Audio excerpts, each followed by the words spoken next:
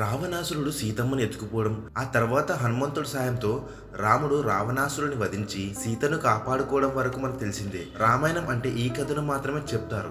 అయితే రామయ్య రావణుడిని ఓడించాక తిరిగి అయోధ్యకి వెళ్ళిపోయి ఉంటారు. మరి హనుమంతుడు ఏమైపోయినట్లు? రామాయణం తర్వాత ఆంజనేయుడు ఎక్కడికి వెళ్ళాడు, ఏమైపోయాడు వంటి అంశాలు పెద్దగా ఎవ్వరికీ తెలియవు. అయితే పురాణాల ప్రకారం హనుమంతుడు ఏమైపోయి ఉంటారనే దానిపై 4 కథలు ఉన్నాయి. అవేంటో తెలుసుకుందాం. రావణుడిని ఓడించిన తర్వాత రామయ్య సీతమ్మ హనుమతో కలిసి అయోధ్య వెళ్ళారు. అక్కడ వారికి బ్రహ్మాండంగా సన్మానం జరిగింది. ఆ తర్వాత రామయ్య వైకుంఠానికి వెళ్ళిపోవాలనుకున్నారు. వెళ్ళడానికి ముందు రాముడు హనుమతో ఒక మాట చెప్పారు.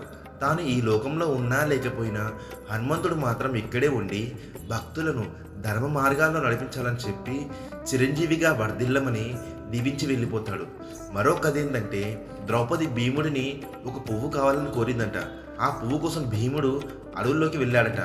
ఆ సమయంలో ఓ కోతి భీముడి దారికి అడ్డుపడింది. దాంతో భీముడు, నీ తోక అడ్డుగా ఉంది, పక్కకు తీయని బెదిరించాడు. అప్పుడు ఆ కోతి, నువ్వే నా తోకను పట్టుకొని లేపు, అప్పుడు తప్పుకుంటాను అందంట.